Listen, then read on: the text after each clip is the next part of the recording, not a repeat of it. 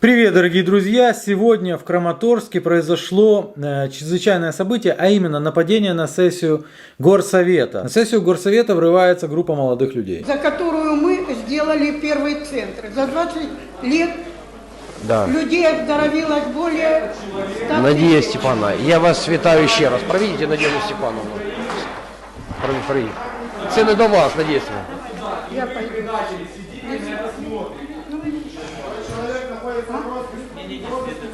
Ні, то не проти вас. Молодые люди заявляют пафосно, что я нахожусь в розыске Службы безопасности Украины, являюсь врагом Украины, а там расклеили баннер с моим изображением.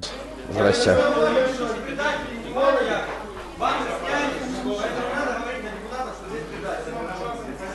Так, шановні колеги, це було вилучено. Тому я вважаю... Так. Происходит нападение на депутатов, головующий не вмешивается, кроме того, большинство депутатов тоже не вмешиваются, они сидят и наблюдают за тем, что происходит прямо в помещении Горсовета. Так, будь ласка.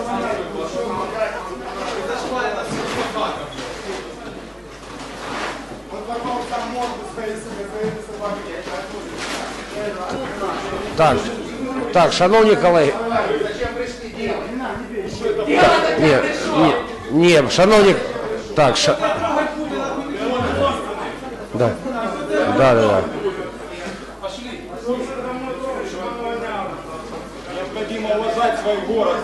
Так, шановні колеги, будь ласка, Головующий продолжает мычать, никоим образом не прекращая эти преступные действия, а наш депутат говорит, что необходимо как минимум уважать свой город. Это ошибка.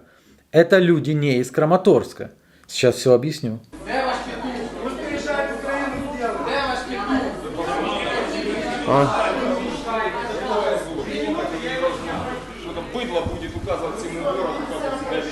Наш депутат говорит, что это быдло не будет нам указывать, как себя вести. Тем не менее, те, кого назвали быдлом, покидают Горсовет.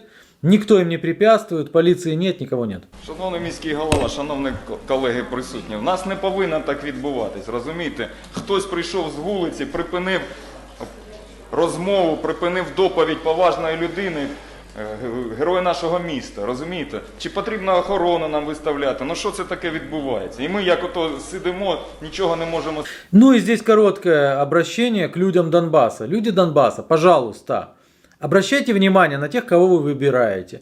Я не думаю, что вы выбираете в депутаты людей, хотите, чтобы эти люди просто тупо сидели, поджав хвосты, когда 3 или 4 беспредельщика нападают на Горсовет, нападают на других депутатов и так далее.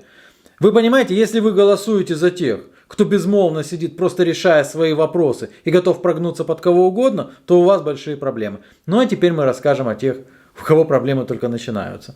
Итак, они запостили сразу же то, что они сделали. Сегодня в Краматорском городском совете петухи развесили баннер с шариком. Этот гусь находится в розыске за государственную измену. Ну, еще нет розыска, но, по всей видимости, их кураторы им сообщили, что розыск — вопрос решенный. Про их кураторов вы еще не догадались, да? Итак, вот так вот выглядел плакат. Они написали маты, ну, в общем, как обычно, да? Некоторые из этих людей нам вполне себе известны. Это некто Игорь Маляр, это некто Сергей Филимонов, ну и третий — это толстый Роман Синицын. Мы на него не обращаем внимания. Роман Синицын то краем. Откуда они там оказались? Как они оказались в Краматорске? Ведь вчера они были в Одессе. Да, вчера они были в Одессе, участвовали в акциях касательно Сергея Стерненко. Я для того, чтобы вы понимали, да, эти города разделяют 700 километров. То бишь, кто-то предупредил их, снабдил их информацией, что завтра будет происходить то-то, то-то, и надо совершить вот такую акцию, и они туда выехали. Причем, что дел у них и в Одессе, и в Киеве еще полно. Потому что в Одессе вот это вот свежее нападение на полицейского, одного из тех, кто участвовал, Игоря Маляра. Вот эти два человека, Сергей Филимонов и Игорь Маляр. Теперь я вам расскажу историю этих людей, и здесь я буду ссылаться на свое же расследование, я знаю, что вы сделали прошлым летом. 14 октября «Украинская правда» сообщила, что под Верховной Радой некие провокаторы забрасывают полицию дымовыми шашками, избивают полицию, намеренно провоцируя полицию на радикальные действия. Мы здесь без проблем узнаем того самого Малера. Да он и не стесняясь выкладывает это на своей личной странице в Инстаграм. Кто эти люди, имеют ли они какое-либо отношение к нацкорпусу, который курируется Службой безопасности Украины? Конечно же имеют. Потому что эти люди служили в Азове. Вот мы видим здесь, в частности, Сергея Филимонова. Одно время Сергей Филимонов возглавлял даже гражданский корпус Азова. Потом с ним случилась неприятность. В частности, их вызвали, его и еще 2 граждан, и избил вроде бы как Белецкий. Об этом широко сообщалось. И эта информация не является секретом. Сергей Филимонов ранее судимый человек. Он судим по статье хулиганства. Тем не менее, это не помешало ему заниматься гражданской деятельностью. Не мешает ему заниматься гражданской деятельностью в Украине. А также его крайне правые взгляды. Здесь вот он празднует день рождения своего кумира. 20 апреля. Это Игорь Малер. Он является футбольным хулиганом. Вот мы видим его характерные татуировки, он еще забит не полностью, тогда был татуировками. Вот здесь вот мы на его Инстаграме можем видеть его и его товарищи, спасибо ему, по сути, они все задокументированы. Теперь я иду в британскую прессу и смотрю Daily Mail. Daily Mail сообщает о чрезвычайном событии, вот в частности выскакивает на поле некий человек. В этом человеке мы также без труда узнаем Игоря Малера. Да и он, собственно, делился этой информацией в своих соцсетях, своей козырной пробежкой. Вот он стоит с весьма характерным флагом, который во всем мире является тем, чем он является. Теперь еще пройдемся по социальным сетям этого Игоря Малера. Вот здесь вот он во время службы, неизвестно, правда, с кем он там воюет, но выглядит достаточно грозно, в Азове. В Азове, видите, с автоматическим оружием, то есть государство дает этим людям автоматическое оружие и говорит: вперед, защищайте территориальную целостность. Это в его же Инстаграм выкладывает свастики и так далее. А вот сейчас мы доходим до крайне интересного момента. Здесь он избивает человека. Я не показываю полностью это видео, то, что там происходит. Он подходит к человеку, не арийской, по его мнению, внешности, и избивает его, забивает его. Жена человека бежит, зовет на помощь, человек лежит полностью залитый кровью. Это он публиковал в своем Инстаграме. Здесь свастики нашего героя. Я так подробно рассказываю для того, чтобы вы понимали, кого именно Служба безопасности Украины привлекает на свою сторону. Почему я говорю Служба безопасности Украины? Меня не только крайне напряг тот факт, что они переместились вдруг внезапно из Одессы в Краматорск для осуществления вот этого вот непонятного действия, да, которое должно вызвать, я не знаю, что запугивание, то есть, возможно, террористический акт, запугивание депутатов, да, причем нападение на депутатов всех уровней достаточно серьезное преступление. Но я вас прошу посмотреть вот сюда. Смотрите, это тот самый матч, о котором сообщали все средства массовой информации в Европе в частности, на котором были избиты чернокожие болельщики футбольной команды Челси. Вся западная пресса пестрила заголовками о том, что в Украине расисты напали и избили чернокожих болельщиков.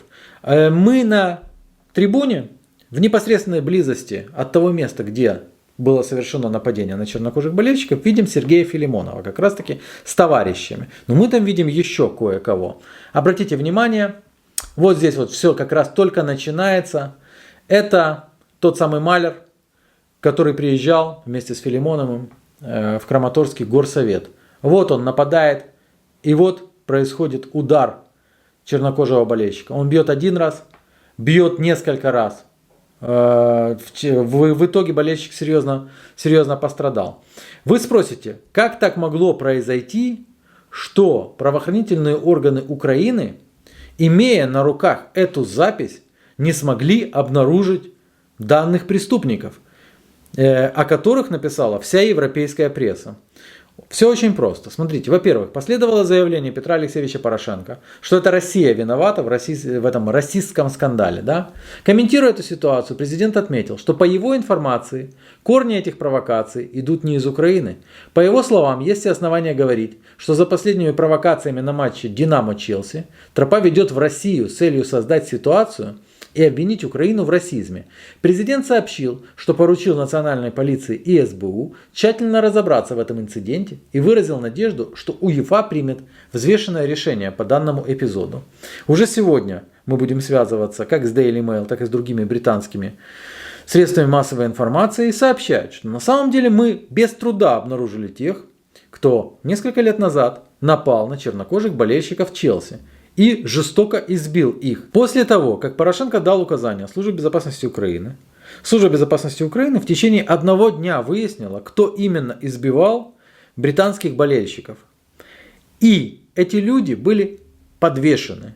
То есть им объяснили, что вы теперь сотрудничаете со Службой безопасности Украины и совершаете определенные действия, которые нам необходимы. В общем, надо туда поехать, поехали туда. Надо туда поехать, поехали туда. По моей информации, как Маляру, так и Филимонову сейчас запрещен въезд на территорию Европейского Союза. Но я считаю, что этого мало. Я считаю, что в Европейском Союзе, и я прошу вас всех максимально доносить эту информацию. Вы знаете, есть у кого-то связи в Британии, есть у кого-то связи просто в европейских СМИ. Мы должны доносить информацию о том, что на Службу безопасности Украины работают люди, которые совершали нападения по мотивам расовой ненависти, которые являются открытыми неонацистами, которые совершают преступления, которым закрыт даже въезд на территорию Европейского Союза. Мы должны рассказывать о том, кто именно служит сегодняшней власти и, в частности, Владимиру Александровичу Зеленскому. Ребят, давайте работать по распространению информации вместе.